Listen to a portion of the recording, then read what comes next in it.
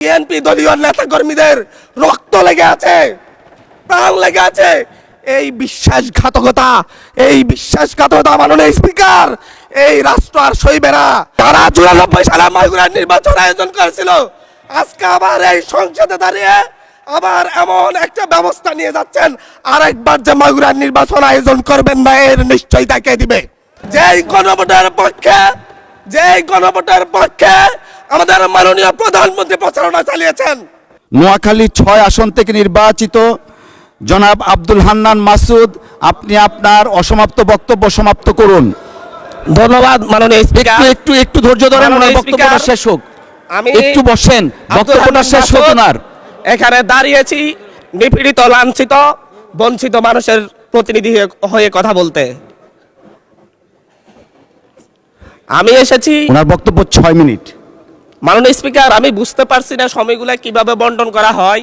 সরকার দলের হলো 8 মিনিট, বিরোধী দলের হলো 6 মিনিট, এভাবে তো কথা বলতে পারবো না মাননীয় স্পিকার। পাশাপাশি আমি এই সংসদের সর্বকনিষ্ঠ এমপি, বাংলাদেশের ইতিহাসের সর্বকনিষ্ঠ এমপি। আমি এখানে দাঁড়িয়ে আপনারা যে জেনজির কথা বলেন, সেই জেনজির প্রতিনিধি হয়ে আমি সংসদে কথা বলতে আসছি। আপনি যদি বলেন যে জেনজিরা কি চাই, আমি বলছি জেনজিরা 72-এর সংবিধান আর চাই না। আপনি যদি বলেন জেনজিরা কি চাই, আমি বলতে এসেছি জেনজিরা এটাই চাই, স্বাধীনতার 30 বছর পরে জন্ম নিয়ে আমার মতো যারা সন্তানরা রয়েছে তারা কেন ভোটাধিকার পাই নাই তার জবাব চাই। আমরা তো স্বাধীন বাংলাদেশে জন্ম নিয়েছি মাননীয় স্পিকার। আমাদের কি ভুল ছিল? আমরা তো নতুন মানচিত্র পেয়েছি, আমরা তো নতুন পতাকা পেয়েছি, আমরা নতুন সীমানা পেয়েছি। আমাদের পূর্বপুরুষরা 1971 সালে রক্ত দিয়ে আমাদের জন্য একটি নিরাপদ বাংলাদেশ গড়তে চেয়েছেন, কিন্তু আমরা কি সেই নিরাপদ বাংলাদেশ পেয়েছি? আমরা কি সেই নতুন বাংলাদেশ পেয়েছি? আমরা তো সেই নতুন বাংলাদেশ মাননীয় স্পিকার পাই নাই। 71-এ 30 লক্ষ মানুষ শহীদ হয়েছে, জীবন দিয়েছে, তাদের পরবর্তী সন্তানরা যেন নিরাপদ বাংলাদেশে ভোটাধিকার পায়, যেন রক্ষী বাহিনী না হয়, যেন ভোটাধিকার পায়, যেন আবার দুর্ভিক্ষ না হয়। কিন্তু আমরা কি দেখেছি? আমরা দেখেছি বাংলাদেশে দুর্ভিক্ষ হয়েছে। 1973 সালে ভোট চুরি হয়েছে। আমরা দেখেছি তার পরবর্তী সময়ে শহীদ প্রেসিডেন্ট জিয়াউর রহমান বাংলাদেশকে অর্থনৈতিকভাবে, রাজনৈতিকভাবে, গণতান্ত্রিকভাবে বাংলাদেশকে পুনরুদ্ধার করার জন্য উনি অটল ভূমিকা রেখেছেন। উনি আমার দ্বীপ হাতিয়াতে 3 বার গিয়েছেন। আমি যেদিকে তাকিয়েছি, আমার এই বেড়িবাঁধ কে করে দিয়েছে? মেজর জিয়াউর রহমান। আমার এই খালকে খনন করে দিয়ে গেছে মেজর জিয়াউর রহমান।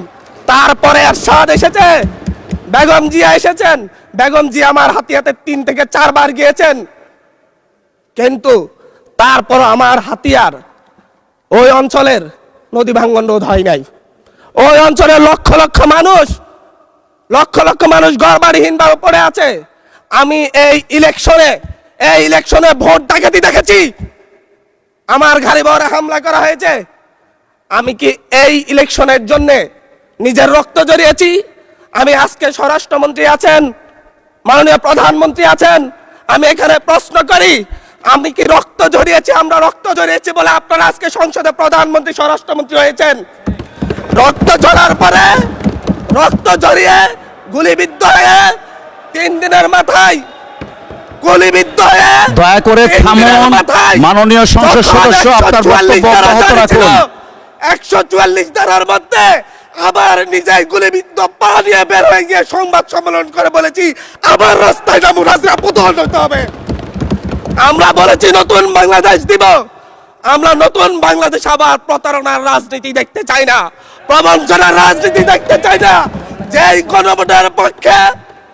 গণভোটের পক্ষে আমাদের মাননীয় প্রধানমন্ত্রী প্রচারণা চালিয়েছেন, যে আদেশের পক্ষে মাননীয় সরকার দলীয় সংসদ সদস্যরা প্রচারণা চালিয়েছেন, আজকে এখানে সেই কেন এটা নিয়ে আবার দীর্ঘ আলোচনা হতে হবে? আমরা 90-এর গণঅভ্যুত্থানের কথা বলে যাই নাই।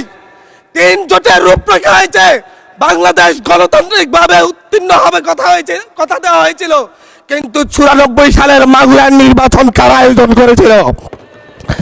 কারা 94 সালে মাগুরার নির্বাচন আয়োজন করেছিল? আজকে আবার এই সংসদে দাঁড়িয়ে আবার এমন একটা ব্যবস্থা নিয়ে যাচ্ছেন, আরেকবার যে মাগুরার নির্বাচন আয়োজন করবেন না, এর নিশ্চয়তা কে দিবে? এর নিশ্চয়তা কে দিবে? আমি আমার সবচাইতে কম বয়সী প্রার্থী হিসাবে নিজের প্রার্থীটা জমা দিয়ে এলাকায় গিয়েছি প্রচারণা করতে। তিনবার হামলা শিকার হতে হয়েছে। আমি সংসদ সদস্য হিসাবে এলাকায় গিয়েছি, সেই জায়গায় আমার উপর হামলা করেছে, সরাসরি ভিডিওতে দেখা গিয়েছে। অস্ত্র নিয়ে, দেশীয় অস্ত্র নিয়ে আমাকে কোপাতে আসা হয়েছে। তারা কারা? ওরা তো তারাই যাদের প্রত্যেকের হাতে বিএনপি দলীয় নেতা কর্মীদের রক্ত লেগে আছে, প্রাণ লেগে আছে। এই বিশ্বাসঘাতকতা, মাননীয় স্পিকার, এই রাষ্ট্র আর সইবে না। আপনারাও সইতে পারবেন না। বিশ্বাসঘাতকতার মূল্য এই দেশে আবার দিতে হবে আপনাদেরকে। আপনারা যারা আপনাদের ভাইদের রক্ত জড়িয়েছে, খুন করেছে, খুনের মামলা আছে, তাদেরকে আবার পুনর্বাসিত করে আমাদেরকে খুন করার জন্য লেলিয়ে দিচ্ছেন। চট্টগ্রাম থেকে এক সাংগঠনিক নেতাকে পাঠিয়েছে অস্ত্র সহ আমাদের লোকজনের উপর হামলা করতে। ভোটের দিন সকালবেলা থেকে প্রত্যেকটা ভোট কেন্দ্রে অস্ত্র দিয়ে মহড়া দিয়েছে। 30টা ভোট কেন্দ্রে এনসিপির প্রার্থী, বিএনপি দুজন বিদ্রোহী প্রার্থী সহ কারো এজেন্টকে ঢুকতে দেওয়া হয় নাই। এটার জন্য কি আমরা আমাদের রক্ত জড়িয়েছি? মাননীয় স্পিকার, ইলেকশনের একদিন পরে আমাকে আর 1 মিনিট বাড়িয়ে দিবেন মাননীয় স্পিকার, 1টা মিনিট। মাননীয় স্পিকার, ইলেকশনের পর দিন এক নারী অভিযোগ করেছেন, এক নিরীহ নারী, ওনাকে ধর্ষণ করা হয়েছে শুধুমাত্র শাপলাগুড়িতে ভোট দেওয়ার কারণে।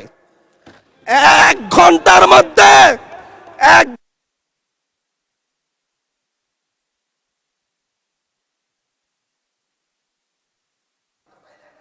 ধন্যবাদ মাননীয় সংসদ।